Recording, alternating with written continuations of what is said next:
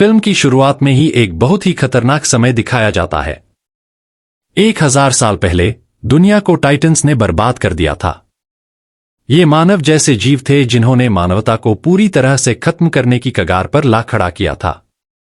जीवित रहने के लिए मनुष्यों ने अपनी सुरक्षा के लिए बड़ी बड़ी दीवारें खड़ी कर ली थीं और वे डर में अपने जीवन जी रहे थे। इसके साथ ही निराशा के बीच वे दीवारों के पीछे छिपी एक आशा की किरण से चिपके हुए थे। ये दीवारें टाइटन्स के संभावित हमलों से बचाव करती थीं। अब 1 सदी से भी ज्यादा समय बीत चुका था और लोग टाइटन्स के अस्तित्व को भूलने लगे थे। अब टाइटन्स का इतिहास केवल किताबों में लिखी कहानियों का हिस्सा बन गया है, जिसका उपयोग बच्चों में डर पैदा करने के लिए किया जाता है। दीवार के पीछे रहने वाले लोग अपनी इच्छा के बावजूद उसे पार नहीं कर सकते थे। टाइटन्स के डर से सरकार ने दीवार के पास जाने पर भी पाबंदी लगा दी थी। इसलिए लोग कठिन जीवन जीने के लिए तैयार हो गए। दीवारों के भीतर की दुनिया को 3 हिस्सों में बांटा गया था। तीसरे हिस्से में किसान रहते थे, जो खेतों में काम करके अपनी जिंदगी जीते थे। दूसरे हिस्से में कारखाने थे, जहां औद्योगिक काम होते थे। पहले हिस्से में अमीर और कुलीन लोग रहते थे। किसी को भी एक हिस्से से दूसरे हिस्से में जाने की अनुमति नहीं थी। एरेन नाम का एक बहुत ही समझदार लड़का था, जो तीसरे हिस्से में रहता था। डर के कारण वह दीवारों के पीछे कैदियों की तरह नहीं रह सकता था, क्योंकि उसे कुछ बड़ा करने का जुनून था। बाहरी दुनिया की खोज करना उसका सपना था। वह अपने दोस्तों के साथ भी अपने इस सपने को साझा करता था, क्योंकि उसे टाइटन्स के अस्तित्व पर शक था। उसे लगता था कि टाइटन्स के डर से लोग यहां छिपे हुए हैं। एरेन का एक दोस्त भी बहुत समझदार था। किसानों को किसी भी प्रकार का प्रयोग करने की अनुमति नहीं थी। सरकार के अनुसार अगर कोई अपनी सफलता के लिए संघर्ष करता है तो यह गलत होगा। मिकासा नाम की एक लड़की थी। एरेन और मिकासा एक दूसरे को पसंद करते थे। वह एरेन के साथ एक आरामदायक जीवन जीना चाहती थी। एरेन का दोस्त जब एरेन से मिलने जाता है तो उसे एक अजनबी मिलता है, लेकिन वह उसे अनदेखा कर देता है। एरेन खुद को खुशकिस्मत मानता था कि वह उस जगह का निवासी है, क्योंकि वह बाहरी दुनिया को देख सकता था। वहां एक बम मशीन थी, इसलिए यह जगह उसके लिए सबसे खास थी। डर के कारण लोग वहां आने से डरते थे। इस बार एरेन ने दीवार के पार जाने का दृढ़ निश्चय कर लिया और वह अपने दोस्तों को भी इसके लिए मना लेता है। दीवार के पास सैन्य अधिकारियों का पहरा था, लेकिन वे सैनिकों की नजरों से बचकर दीवार के पास पहुंच जाते हैं। लेकिन आगे बढ़ने से पहले ही उन्हें गिरफ्तार कर लिया जाता है। एक सैन्य अधिकारी उन्हें बचा लेता है, क्योंकि वह एरेन की प्रतिभा और जुनून को समझता था। वे अभी भी बातचीत कर रहे थे कि जैसे धरती हिल रही थी। दीवार के ऊपर देखते हुए उन्हें अपनी आंखों पर विश्वास नहीं हो रहा था। पहली बार वे एक बड़े खतरे का सामना कर रहे थे। वह राक्षस टाइटन था, जो बाकी टाइटन्स से बड़ा और ताकतवर था। ऐसे राक्षसों को दिग्गज कहा जाता है। वह आग से बना था और दीवार से भी ऊंचा था। वह आग उगल रहा था और अपने बड़े पैरों से दीवार को तोड़ना शुरू कर देता है। लोग डर और हैरानी में थे। आग के हमले की वजह से हालत और भी खराब हो गई थी।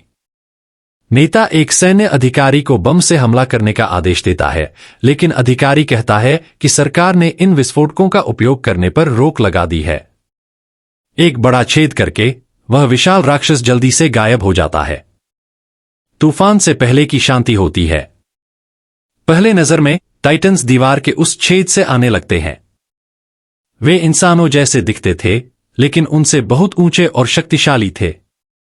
वे इंसानों को देखकर हंसते थे, जैसे वे उन्हें खाना चाहते हों। नेता टाइटन्स पर हमला करने में सफल हो जाता है और बम फोड़ता है, लेकिन उसे नहीं पता था कि ये टाइटन्स हमेशा जिंदा रहते हैं और कभी नहीं मरते। राक्षसों के घाव अपने आप भरने लगते हैं। टाइटन्स की संख्या बहुत ज्यादा थी और वे लोगों को चारों तरफ से घेर लेते हैं। इंसान उनके सामने छोटे लग रहे थे, जैसे वे पैरों के नीचे कुचले जाने वाले कीड़े हों। इंसान उनके लिए खिलौने की तरह थे और वे उन्हें चबाकर खा रहे थे। सैनिक डर गए और टाइटन्स का भोजन बनने की बजाय आत्महत्या करना पसंद करने लगे। टाइटन्स ने पूरे शहर में तबाही मचा दी थी। लोग या तो भगदड़ में कुचले गए या टाइटन्स का शिकार हो गए। लोग अपनी जान बचाने के लिए एक ही जगह की ओर भागे, जो शहर का बड़ा हॉल था। लोग बिना किसी की परवाह किए वहां घुसने लगे। एरेन और मिकासा भी अपनी जान बचाने के लिए वहां पहुंचते हैं। मिकासा को अपनी मां के साथ एक बच्चे की झलक मिलती है और उसे उन पर दया आ जाती है। वह उस बच्चे को बचाने के लिए बाहर रह जाती है। भीड़ में खींचे जाने पर एरेन हॉल की ओर जाता है, लेकिन हॉल का दरवाजा बंद हो जाता है। एरेन संघर्ष करती है। यहां से कहानी आगे बढ़ती है। हॉल का दरवाजा खोलने के लिए एरेन को मजबूर किया जाता है, लेकिन लोग उसे ऐसा करने से रोकते हैं। मिकासा ने बच्चे को पकड़ रखा है और एक टाइटन उसकी ओर बढ़ रहा है। एरेन मजबूरी में एक कदम भी नहीं चल पाता। टाइटन मिकासा और उस बच्चे दोनों को निगल जाता है। अचानक वहां सन्नाटा छा जाता है। किसी तरह एरेन हॉल से बाहर निकलने में सफल होता है। वह देखता है कि टाइटन्स ने उस हॉल को घेर लिया है जहां बचे हुए लोग छिपे हुए थे। टाइटन्स हॉल की छत को नुकसान पहुंचाते हुए लोगों को खाना शुरू कर देते हैं। खून की धाराएं बहने लगती हैं और लोग तेजी से खून बहने लगते हैं। परिस्थितियों से परेशान होकर एरेन शहर की ओर बढ़ता है। 2 साल बाद दृश्य औद्योगिक क्षेत्र में बदलता है। वहां के लोग अपनी मजबूत दीवारों की वजह से विशाल राक्षसों के हमलों से सुरक्षित रहते थे। पिछले हमले के बचे हुए लोग भी वहीं रहते थे, क्योंकि टाइटन्स अभी भी किसानों के क्षेत्र के तीसरे हिस्से में थे। वहां की अधिक जनसंख्या के कारण उस क्षेत्र में भोजन की कमी हो गई। लोग भूख से मरने लगे। अब तीसरे भाग के बचे हुए लोगों के पास बचने का एकमात्र उपाय टाइटन्स से अपने क्षेत्र को सुरक्षित करना था। इसका मतलब था कि उन्हें टाइटन्स का सामना करके अपने क्षेत्र की रक्षा करनी होगी। टाइटन्स से लड़ने के लिए एक सैन्य दल तैयार किया गया, जिन्हें 2 साल का कठिन प्रशिक्षण दिया गया। एरेन और उसके दोस्त भी प्रशिक्षण में शामिल थे, क्योंकि वे मिकासा का बदला लेना चाहते थे। एरेन खुद को मिकासा की मौत के लिए दोषी मानता था, क्योंकि वह उसे बचा नहीं पाया था। उनके कमांडर का नाम कुबल था। कमांडर कुबल रात के अंधेरे में ऑपरेशन की योजना बनाता है।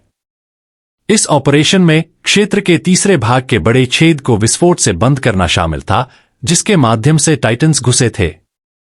वे योजना के अनुसार छेद के ऊपरी हिस्से को विस्फोट करके बंद कर देंगे। दीवार के टूटे टुकड़े नीचे गिरकर छेद को बंद कर देंगे। विस्फोट के बाद भी टाइटन उस मजबूत दीवार के कारण वहां से अंदर आने में असमर्थ होगा। इस ऑपरेशन में सफल होने पर वे टाइटन्स को समाप्त कर सकते हैं।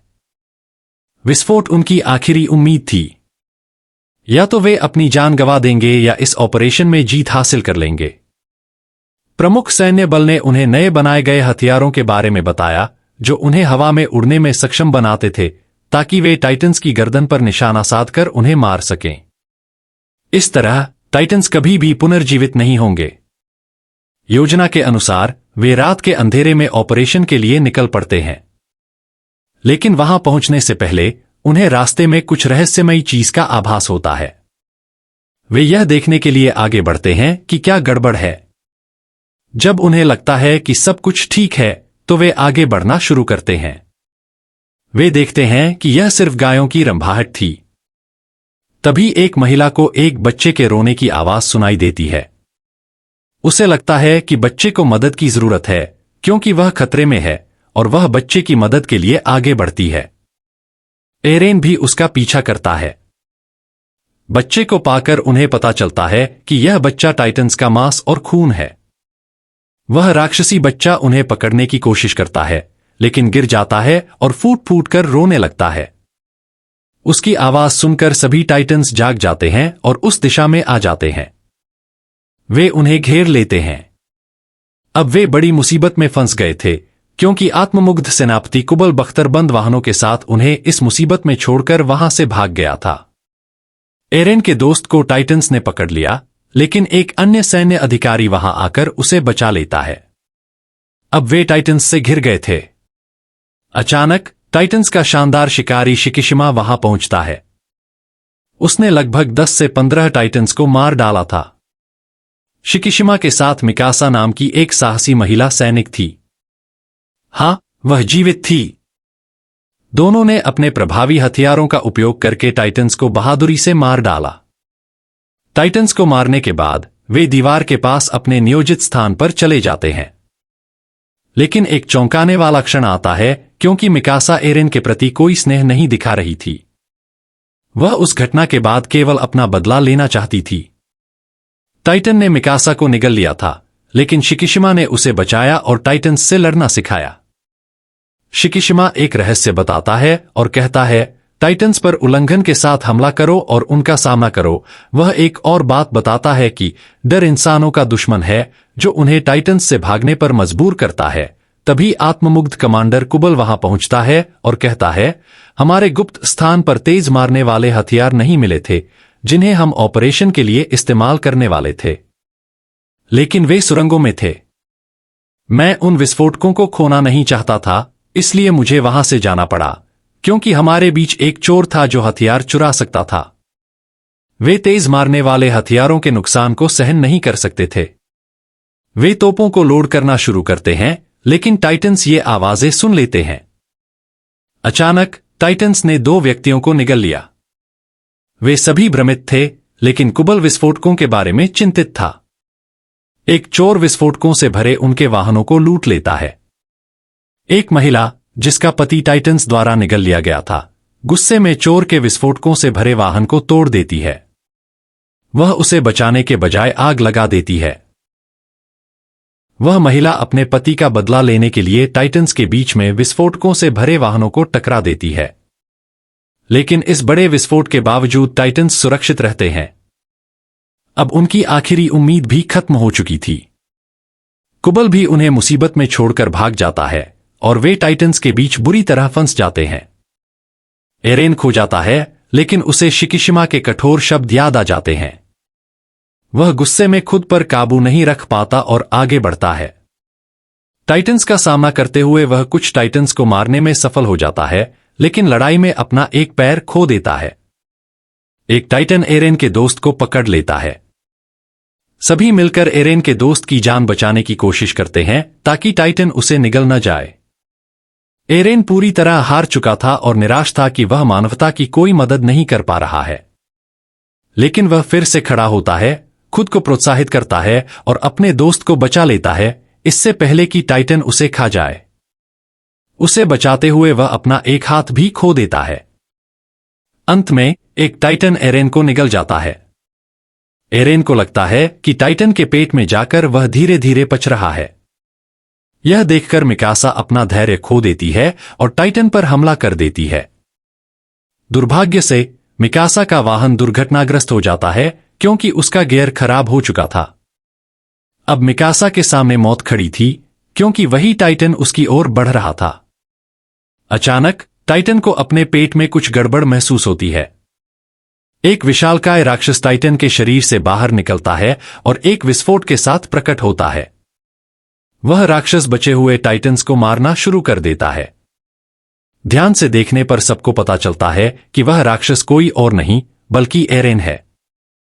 फिर एरेन कमजोर होकर मरने लगता है, जैसे अन्य टाइटन्स मरते हैं। तभी एक कमांडर, जो एरेन की विशेषता के बारे में जानता था, कहता है, इसकी गर्दन काट दो।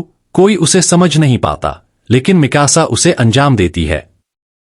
एरेन फिर से प्रकट होता है और चौंकाने वाली बात यह है कि उसका टूटा हुआ पैर और हाथ फिर से बन गए थे।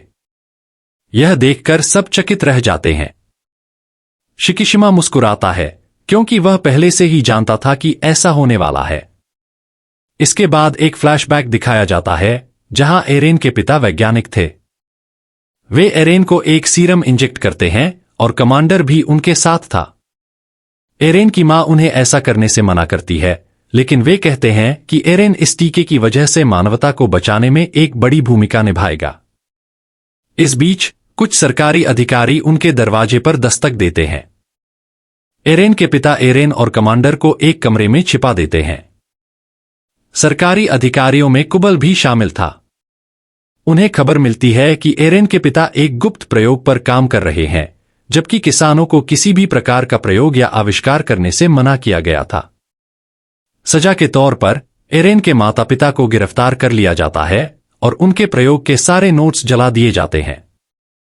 यही कारण था कि कमांडर एरेन का समर्थन करता था।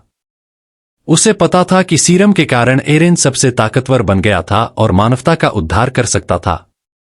जागने पर एरेन खुद को कुबल के द्वारा बंदी पाता है।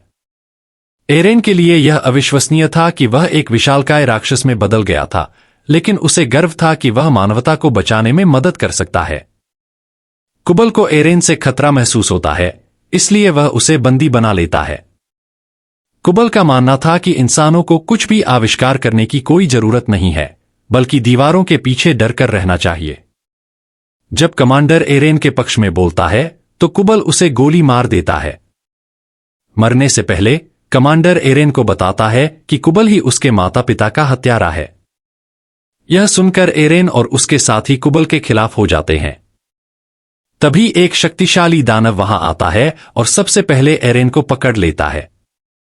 सभी उसे रोकने की कोशिश करते हैं, लेकिन वह अपने रास्ते में आने वाले सभी को हटा रहा था। दानव एरेन के दोस्त को भी खत्म करने की कोशिश करता है, लेकिन मिकासा उसे रोक देती है। ऐसा लगता था कि वह मिकासा के इशारों को समझ रहा है। दानव एरेन को अपने साथ ले जाता है और इस लड़ाई में कुबल अपनी जान गंवा देता है। एरेन के न होने से सभी को समझ नहीं आता कि उन्हें क्या करना चाहिए। तभी एरेन के दोस्त को याद आता है कि उनके पास अभी भी एक विस्फोटक है। वे इसका इस्तेमाल करके अपना ऑपरेशन पूरा कर सकते हैं। वे बम को वापस लाने के लिए क्षेत्र के तीसरे हिस्से में चले जाते हैं। एरेन एक बड़े और अजीब कमरे में जागता है जहां शिकिशिमा मौजूद था। यहां शिकिशिमा कई राज खोलता है। वह बताता है कि ये टाइटन इंसानों से बने हैं और इन्हें एरेन के पिता ने ही बनाया था। उन्होंने टाइटन्स को सैन्य हथियार के रूप में बनाया, लेकिन उनका प्रयोग विफल हो गया। वायरस ने पूरी मानवता में तेजी से फैलकर मनुष्यों को टाइटन्स में बदलना शुरू कर दिया और पूरी दुनिया में तबाही मच गई। यह सिलसिला कभी नहीं रुकेगा। और सबसे दुखद बात यह है कि टाइटन्स बिना भूख मिटाए जीवित रह सकते हैं।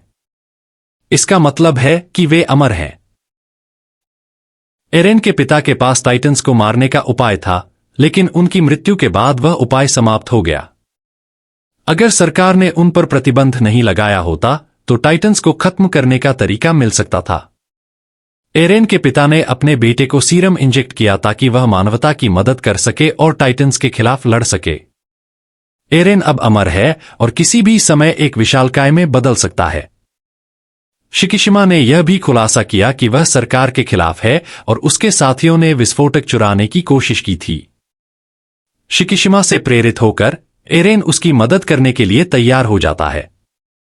इस बीच एरेन के साथी खुद को टाइटन्स से बचाते हुए बम वाली जगह पर पहुंचते हैं। वे वाहन पर बम लोड कर दीवार की ओर बढ़ते हैं, लेकिन शिकिशिमा उन्हें रास्ते में रोक देता है।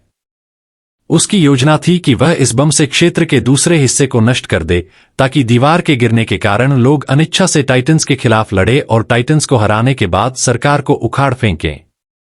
एरेन और उसके साथी इस योजना से असहमत थे क्योंकि इससे निर्दोष लोग मारे जा सकते थे।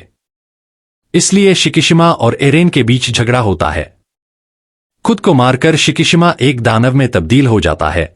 यह भी पता चलता है कि उसमें टाइटन में बदलने की क्षमता थी। टाइटन में बदलने के लिए उन्हें अपनी जान देनी पड़ती है।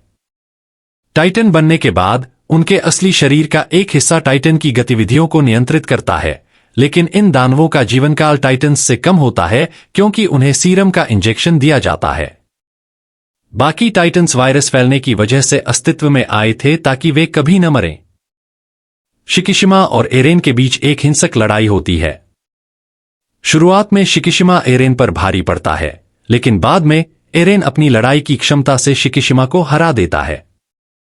योजना के अनुसार एरेन दीवार के ऊपरी हिस्से में बम विस्फोट करने में सफल होता है। सब लोग यह जानकर हैरान रह जाते हैं कि कुबल अभी भी जीवित है।